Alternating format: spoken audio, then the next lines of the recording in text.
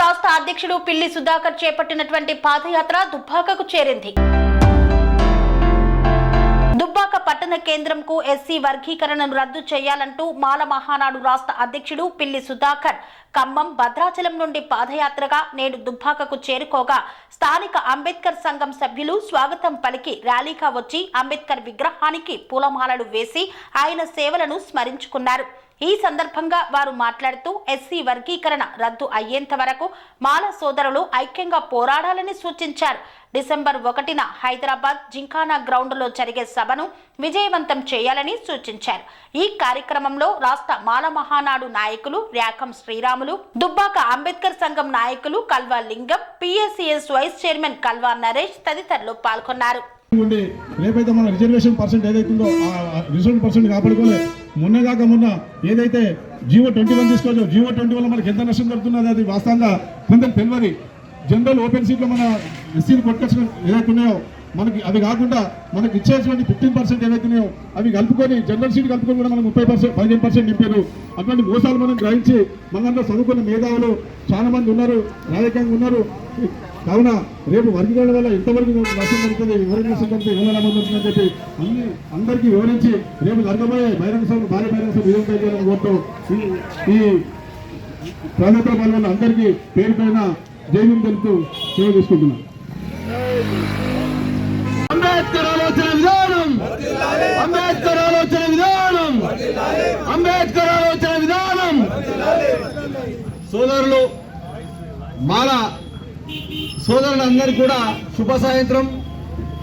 గత భద్రాచలం నుంచి SC reservation రద్దు చేయాలి, యథావిధిగా వర్గీకరణను రద్దు చేయాలనే ఉద్దేశంతో మాలలు మాదిగలు యథావిధిగా ఎట్లున్నామో అన్నదమ్ములు లెక్క కలిసి ఉండాలని చెప్పేసి రాష్ట్ర కమిటీ, జాతీయ కమిటీ పిలుపు మేరకు భద్రాచలం నుంచి పాదయాత్ర పూనుకొని మన తెలంగాణ రాష్ట్ర కమిటీ అధ్యక్షుడు సుధాకర్ పాదయాత్ర మొదలుపెట్టారు. నేటికి మన దుబ్బాక ప్రాంతాన్ని చేరుకుంది. ఇన్ని రోజులు మన పెద్దలు, మన కౌన్సిలర్లు అందరూ కూడా చెప్తా ఉన్నారు రిజర్వేషన్ రద్దు చేయలేదు అని. దాని విషయం పక్కపండి పెడదాం, ఎందుకంటే అందరూ తెలిసిన విషయమే. మనం ఎందుకు పోరాటం చేస్తలేము? 300 ఇళ్లలో మనిషికి తెలిస్తే 600 మంది అవుతాం. ఈరోజు ర్యాలీలో ఎంతో పెద్దగా కనిపించేది. మన సోదరులు పక్కపంటున్న సోదరులు ఒక్క ఇంట్లో ఒక్కరు పడకున్నా కానీ 100 మంది తయారు చేస్తారు. కానీ మనం ఎందుకు రావట్లేదు? ఒక్కపారు ఆలోచన చేయాలి మిత్రులారా, ఒక్కపారు ఆలోచన చేయాలి.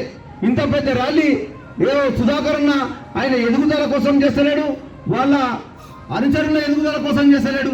రేపటి మన పిల్లల భవిష్యత్తు కోసం, మనకు బాటలు వేయడం కోసమే ఈ పాదయాత్ర చేస్తుంది తప్పించి ఆయన ఏదో ఎమ్మెల్యేనో ముఖ్యమైన మన ఎంపీ కానికి కాదు. దయచేసి మనం కూడా అందరం వారికి తోడుగా ఉండాలి. ప్రతి ఇంటి నుంచి ఏదో శుభకార్యం ఉంటున్నో ఏదో ఉంటున్నో ఫోన్లలో మెసేజ్లు పెట్టుకొని మరి నలుగురు 5 తయారై మందిగా పోతున్నాం. కానీ ఈ రోజు మన కోసం, మన పిల్లల భవిష్యత్తు కోసం ఇంత పెద్ద యాత్ర పెడితే మనం లేకపోవడం చాలా బాధాకరమైన విషయం. ఏదో మిమ్మల్ని అధ్యయనికి మనం అంటే మిత్రులారా ఒక్కపారు ఆలోచన చేయాలి. రేపటి మన పిల్లల భవిష్యత్తు కోసం, వాళ్ళ బాడీల కోసం మనం చేయాలి. బాబాసాహెబ్ డాక్టర్ బిఆర్ అంబేద్కర్ గారు చెప్పారు, నా కుటుంబంలో 4 మంది చనిపోతే, రేపు రిజర్వేషన్ కోసం చనిపోతే రిజర్వేషన్ పట్టించిన తర్వాత నా భారతదేశంలో ప్రతి ఒక్క కుటుంబంలో ఒక అంబేద్కర్ పుట్టాడు, ప్రతి ఒక్క కుటుంబంలో లక్షలాది అంబేద్కర్ పుట్టారని చెప్పిండు. దాన్ని మనం ముందుకు తీసుకుపోవాలి. మనం అందరం కూడా ఇటువంటి కార్యక్రమాలకు ముంగటుండి విజయం చేకూర్చాలని చెప్పేసి కోరుతా ఉన్నా. ఈ ఎస్సీ రిజర్వేషన్ రద్దయ్యే వరకు కూడా మనం ముందుని పోరాటాలు చేయాలని చెప్పేసి నేను కోరుతా ఉన్నా. జై భీమ్. నాయకులు చేస్తున్న నాటకంలో భాగంగా మందకృష్ణ మాదిగను పావుగా వాడుకొని ఈ ఏబిసిడి వర్గీకరణ చేసి మరి రాజ్యాధికారానికి రాకుండా చేయాలన్న కపట కుట్రతో కేంద్ర రాష్ట్ర ప్రభుత్వాలు మరి వారికి మద్దతిస్తూ మరి ఏబిసిడి వర్గీకరణ పేరిట మరి చీల్చుతూ రాజ్యాధికారం రాకుండా మరి చేస్తున్న పాటల కుట్రను భగ్నం చేస్తూ మన మాల మహానాడు రాష్ట్ర అధ్యక్షులు పిల్లి సుధాకర్ గారు మరి గత నెల 25 తారీఖు నుంచి భద్రాచలం నుంచి ఇక్కడ వరకు కూడా పాదయాత్ర చేయడం జరిగింది. అందులో భాగంగా దుబ్బాక అంబేద్కర్ సంఘం ఆధ్వర్యంలో వారి స్వాగతంగా జనస్వాగతం పలికి మరి అంబేద్కర్ పూలమాల అర్పించడం జరిగింది. అంబేద్కర్ ఆశయ సాధన కోసం మాలలు పనిచేస్తారని ఆశాభావం వ్యక్తం చేస్తున్నాం. అంబేద్కర్ ఆశయ సాధన కోసమే మేము ఈ పాదయాత్ర చేస్తున్నాం. వర్గీకరణ వద్దురా, రాజ్యాధికారం వద్దురా, మరి రాజ్యాధికారం కావాలి, మరి హక్కులు కావాలి. మరి ఈ పాలకులు చేస్తున్న వర్గాలు చేస్తున్న నాటకాల్ని పునరుద్ధరించేందుకే ఈ పాదయాత్ర డిసెంబర్ 1న చలో మానవ మహాగర్జన మహాసభను మరి హైదరాబాద్లో జరిగే సభను విజయవంతం చేయాల్సిందిగా మరి మాలలందరికీ పిలుపునిస్తాం. ప్రతి ఒక్క మాల అందరూ కూడా ఇంటింటికి తమ వంతుగా బాధ్యతాయుతంగా మరి హైదరాబాద్ చేరుకొని విజయవంతం చేయాల్సిందిగా విజ్ఞప్తి చేస్తున్నాం. ఈ పక్షాన మరి అందరూ కూడా మరి ఈ వర్గీకరణ మూలంగా ఎంత నష్టం జరుగుతుంది, మాలలకు ఎంత లాభం జరుగుతున్నది అందరికీ అవగాహన కల్పించి చలో హైదరాబాద్ కార్యక్రమాన్ని విజయవంతం చేసేందుకు అందరినీ కలిసికట్టుగా ప్రయాణిద్దామని చెప్పి జై తెలంగాణ, జై భీమ్ చెప్పిన ఈ దేశంలో రిజర్వేషన్ల మీద చర్చ జరగాలని చెప్పి అనేక సందర్భాల్లో బహిరంగంగా ప్రకటించిన విషయం మనం మర్చిపోతుంది. అది గుర్తుపెట్టుకోవాలి. అంతేకాకుండా మన మంత్రివర్గం బీజేపీలో ఉన్న మంత్రులు చాలామంది చాలా సందర్భాలు మాట్లాడారు. ఏమయ్యా, ఈ రిజర్వేషనే కాదు, అసలు రాజ్యాంగాన్ని మార్చాల్సిన అవసరం ఉంది. భారతదేశానికి నూతన రాజ్యాంగం అవసరం. ఇది ఇప్పుడు 76 ఏళ్ళైంది. ఇప్పుడు అంతా ప్రజాస్వామ్యం ఇది పెద్ద ఎత్తున ఉంది అంతా చెప్పి వాళ్ళు భావించారు. దాన్ని మొత్తం పూర్తిగా వాళ్ళ లక్ష్యం మొత్తం కూడా రిజర్వేషన్ ఎత్తడం, రాజ్యాంగాన్ని నిర్మించడం, తీసేయడం. రాజ్యాంగాన్ని తీసేయడం అంటే ఇలా మనం మాట్లాడే స్వేచ్ఛను కోల్పోవడం. ఆర్టికల్ 19 ప్రకారం, ఆర్టికల్ 21 ప్రకారం జీవించకు, మనం స్వతహా ఇక్కడ జీవించాలనుకున్నా కూడా మన చట్టబద్ధత ఉండదు. జీవించకు కూడా కోల్పోయే పరిస్థితి ఉంటుంది. అంటరానితనం అమానుషం అని చెప్పి ఆర్టికల్ 17లో ఉంటుంది. ఆ ఆర్టికల్ 17 ప్రకారం కూడా మనం రేపు అది కోల్పోతే మనల్ని ఇంకా మళ్ళీ అంటరానిలాగా చేస్తారు. అంటే దానికి చట్టాలు లేవు కదా. ఇలా చెప్పుకుంటే పోతే చాలా అంశాలు ఉన్నాయి. ఓటు హక్కు కూడా అప్పుడు గతంలో కనుక ఓటు హక్కు రాజ్యాంగంలో అంబేద్కర్ గారు పెట్టక ముందుకు ఎవరికైతే డబ్బుల్లో ఓటు హక్కు ఉందో, ఎవరికైతే ధనవంతులకు ఓటు హక్కు ఉందో, ఎవరైతే ఆ రోజు బ్రాహ్మణులకు పాలకులకైతే ఓటు హక్కు ఉందో అదే పరిస్థితి భవిష్యత్తు తీసుకొచ్చే ప్రమాదం ఉంది. ఇది నేను చెప్పేది మీకు సింపుల్గా అనిపించారు. ఇది ఈ రోజు రేపటి కోసం అది చేసే కుట్ర కాదు. ఇది ఒక 100 ఏళ్ళ ఇండియన్ ఎజెండా పెట్టుకొని పనిచేస్తుంది ఆర్ఎస్ఎస్ లాంటి బీజేపీ లాంటి మతవాద సంస్థలు. మనం అది గుర్తుపెట్టుకోవాలి. ఎప్పుడో పెట్టుకున్నారు ఈ రాజ్యాంగం దెబ్బవుంటారని. ఇప్పుడు స్టార్ట్ చేసిన వాళ్ళు యాక్షన్ ప్లాన్ 10 డేస్గా స్టార్ట్ అయ్యే వాళ్ళది. ఆ స్టార్ట్ అయ్యే క్రమంలో ఒక్కొక్కరితో మాట్లాడిపిస్తారు. అది మనం గుర్తుపెట్టుకోవాలి. అందుకని మనం ఐక్యంగా ఉండాల్సిన అవసరం ఉంది. ఐక్యంగా ఉండే సందర్భంలో ఈరోజు మన మధ్యన అనేకత తీసుకొచ్చి వర్గీకరణ పేరుతో కృష్ణమాదిని ముందు పెట్టి ఈరోజు మనతో డ్రామాలు ఆడుతున్నటువంటి మోడీ గారికి, ఇక్కడ రేవంత్ రెడ్డి గారికి, పక్కన చంద్రబాబు గారు కూడా చెప్పాల్సుకున్నాం. అయ్యా, మాలలు చాలా మంచి వాళ్ళు, మాలలు మానవత్వం వాళ్ళు, మాలలు చాలా మంచి వాళ్ళు. మాలల మంచితనాన్ని మీరు చేతగలుగుతారనుకుంటే బిడ్డ ఖబర్దార్, మీ పార్టీల యొక్క జెండాని, మీ పార్టీల యొక్క జెండా గద్దల్ని కూల్చడానికి మాలలు సిద్ధంగా ఉంటారని చెప్పి భవిష్యత్తులో అని చెప్పి సందర్భంగా హెచ్చరించదలుచుకున్నాం. మాలలు ఎవరి జోలికి పోవడం సామాన్యంగా, కానీ ఒకసారి ఒక జోలికి వెళ్ళంటారు. మా జోలికి ఎవరైనా వస్తే మేము ఆ జోలికి వెళ్ళటం మాత్రం వాళ్ళ యొక్క పతనం అయ్యేదాకా మాలను భీష్మించుకొని కూర్చుంటారు. ఇది చరిత్ర, నేను మాట్లాడే కాదని విషయం మీకు చేస్తాను. గతంలో చంద్రబాబు ప్రయత్నం చేసిండు, చంద్రబాబు పొందబెట్టాం. గతంలో జరిగినటువంటి రాజకీయాల్లో కూడా కేసీఆర్ కావచ్చు, చాలామంది కూడా పొందబెట్టిన పరిస్థితి ఉంది. ఏదైనప్పుడు కూడా ఇప్పుడు కూడా చెప్తున్నాం, మానవులు తలుచుకుంటే గద్దె మీద కూర్చోబెట్టగలుగుతారు. అదే మానవులు తలుచుకుంటే అదే గద్దె నుంచి కొంచెం కింద విసిరేసే దమ్ము మానవులు పొందిన విషయాన్ని ఈ సమాజంలో చెప్పాల్సిందాం.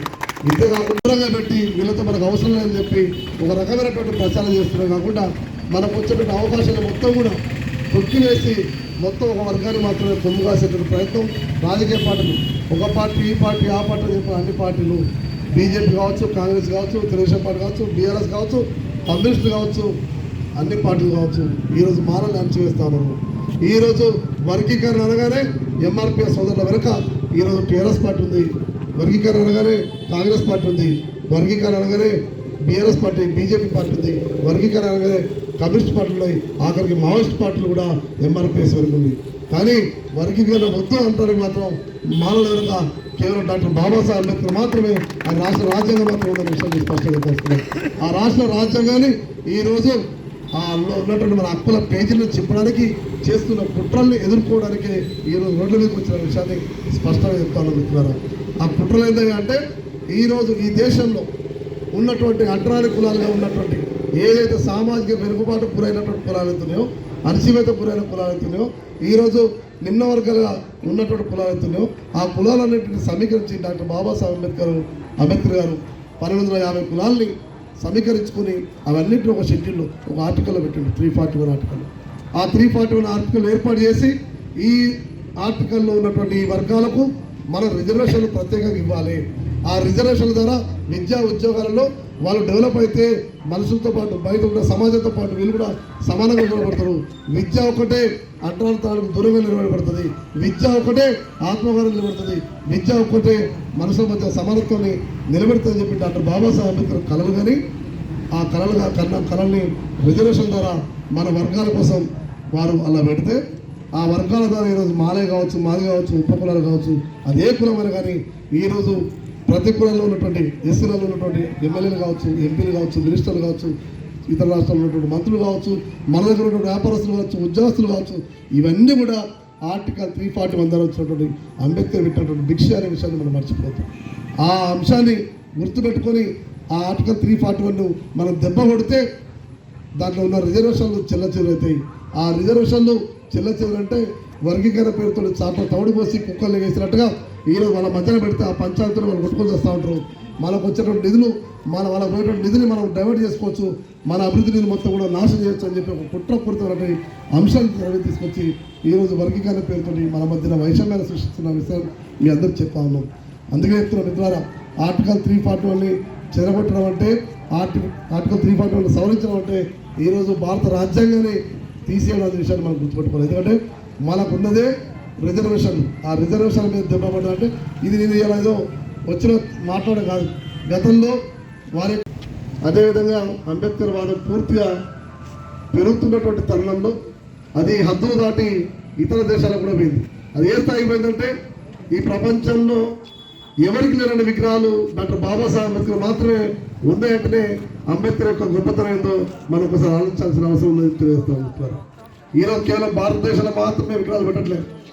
ప్రతి దేశంలో చైనాలో ఉన్నాయి, జపాన్లో ఉన్నాయి, శ్రీలంకలో ఉంది, అటు పోతే మనకు అమెరికాలో ఉన్నాయి, లండన్లో ఉన్నాయి. ప్రతి చోట డాక్టర్ బాబాసాహెబ్ అంబేద్కర్ యొక్క విగ్రహాన్ని గౌరవించుకుంటున్న పరిస్థితి. ఒక అడుగు ముందుకేసి ఐక్యరాజ్య సమితి ఒక సందర్భంలో అంబేద్కర్ జయంతిని ది సింబల్ ఆఫ్ నాలెడ్జ్ అంటే జ్ఞానానికి ప్రతీక అని చెప్పి ఏప్రిల్ 14ని యూనివర్సల్గా ప్రకటించడం జరిగింది. ఇవంతా చూస్తుంటే కొద్దీ మింగుడు పడని మనవాదులు ఎవరుతున్నారో, మింగుడు పడని వర్గీకరణ వాళ్ళు ఎవరుతున్నారో వాళ్ళందరూ ఏకమైంది. ఇప్పుడు ఈ సిద్ధాంతాన్ని బద్దలు కొట్టాలంటే సాధ్యం కావడం లేదు. ఏం చేయాలో వీళ్ళ మధ్యన ఐక్యత పెడుతుంది, జైవీన పెడుతుంది. ఒక కార్యక్రమం పిలుపునిస్తే బ్లూ జెండాలతో లక్షల మంది కనబడుతున్నారు. దీన్ని ఎట్లా చేసినా కొట్టాలి దెబ్బ అని చెప్పి ఒక హిడెన్ ఎజెండా తోటి వాళ్ళు ప్లాన్ చేసుకున్నారు. ఆ ప్లాన్ను ఈరోజు ఇంప్లిమెంట్ చేస్తున్నారు. దానిలో భాగమే మనువాదులు వర్గీకరణ పేరుతోటి ఈరోజు మందకృష్ణ మాదిగని తన మనువాదుల ఏజెంట్గా మార్చుకొని ఆయన భుజం మీద ఒక మాటలో చెప్పాలంటే ప్రధాని నరేంద్ర మోడీ గారు మందకృష్ణ మాదిగ భుజం మీద తుపాకీ పెట్టి అంబేద్కర్ వాదులు ఉన్నటువంటి మాలల్ని కాల్చే ప్రయత్నం జరుగుతూ ఉంది. ఇది స్పష్టమైన అంశం. మరి ఎందుకు మనల్ని కలుస్తున్నారంటే ఈరోజు మనం దెబ్బతింటే అంబేద్కర్ వాదం దెబ్బతింటుంది. ఎందుకంటే అప్పుడు కనుక బౌద్ధ మతాన్ని మాలలుగా ఈ దేశం మొత్తాన్ని ఎట్లయితే వ్యాపింపజేయడానికి ఎట్లయితే పనిచేస్తామో ఈరోజు అంబేద్కర్ సిద్ధాంతాలు కూడా ప్రతి గ్రామ పునాదుల మీద నిలబడటానికి మాలలుగా మహారులుగా ప్రతి ఏరియాలో మన వర్గాల మొత్తం కూడా పనిచేస్తున్నాయి. వీళ్ళని దెబ్బ కొట్టాలి. వీళ్ళని దెబ్బ కొడితే అనైక్యత గురవుతారు. అనైక్యత గురైతే వీళ్ళు ఉద్యమాలకే పరిమితవుతారు. ఐక్యత ఉద్యమాల మధ్యన మనం రాజ్యాధికారంలో నిరంతరం ఉండొచ్చు అని చెప్పి వాళ్ళు భావించిండు. ఆ భావించిన ప్రకారమే జరుగుతుంది. అయితే ఈ కుట్రలు ఏవైతున్నాయో ఈ వర్గీకరణ వెనుక తెర వెనుకున్న కుట్రలు మొత్తం కూడా ఈ సమాజం దృష్టిలోకి తీసుకుపోవాలి. మాదిగ సోదరులకు మనం వారిని చైతన్యం చేయాలి, మానవ సోదరులను చైతన్యం చేయాలి. ఈ యొక్క లక్ష్యంతో ఈరోజు గత 20వ తారీఖు అక్టోబర్ 20వ తారీఖున భద్రాచలం నుండి పాదయాత్రను జాతీయ మాలమాలగా మేము బయలుదేరినాం. ఈరోజు 29వ రోజు మన దుబ్బాక రావడం చాలా సంతోషం అని చెప్పి సందర్భం తెలియజేస్తూ ఉన్నాం. ఇదే కాకుండా మాలలంటే ఒక చిన్న చూపు చూస్తున్నారు. మాలలంటే అణచివేస్తున్నటువంటి పరిస్థితి రాజకీయ పార్టీ.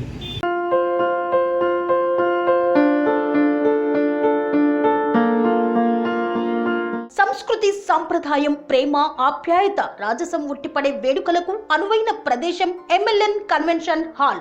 కని విని ఎరుగని రీతిలో జరిగే మీ ఇంటి కళ్యాణ వైభోగానికి అందమైన కళ్యాణ వేదిక MLN convention hall. MLN convention hall ప్రత్యేకతలు: సువిశాలమైన wedding halls, centralise AC, banquet hall మరియు విశాలమైన డైనింగ్ హాల్, వధువరుల కోసం ప్రత్యేక AC మరియు నాన్ AC గదులు, నక్షత్రాల వెలుగులో పచ్చని పచ్చికపై పార్టీల కోసం అనువైన గార్డెన్. MLN కన్వెన్షన్ లో CCTV పర్యవేక్షణతో పూర్తి భద్రత.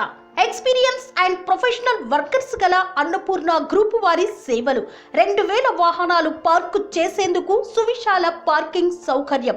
మీ ఇంట జరిగే అన్ని శుభకార్యాలకు, పెళ్లి, reception, engagement, birthdays, get together, corporate events, ఏ ఇతర శుభకార్యాలకైనా అందమైన వేదిక MLN కన్వెన్షన్ హాల్. బుకింగ్ కోసం సంప్రదించండి 7550438888 మరియు 7550428888. మా అడ్రస్ చీర్యాల లక్ష్మీ నరసింహస్వామి దేవాలయం ప్రక్కన, near outer ring road, Keesara junction, Cheeryal గ్రామం, మేడ్చల్ జిల్లా.